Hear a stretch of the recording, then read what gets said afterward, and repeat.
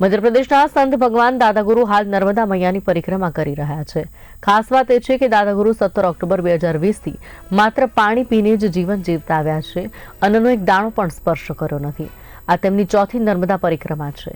આ દિવ્ય યાત્રામાં તેમની સાથે 2500 કરતાં વધુ ભક્તો જોડાયા છે। દાદાગુરુએ મધ્યપ્રદેશના ઓમકારેશ્વરથી દેવ દિવાળીના દિવસે નર્મદા પરિક્રમાની શરૂઆત કરી હતી। કુલ 4243 કિલોમીટરની આ પરિક્રમા હોળીના દિવસોમાં પૂર્ણ થશે। તેઓ રોજ આશરે 25 થી 30 કિલોમીટર ચાલે છે અને દિવસ દરમિયાન કે રાત્રે જ્યાં વિરામ મળે ત્યાં માત્ર થોડું પાણી પીવે છે।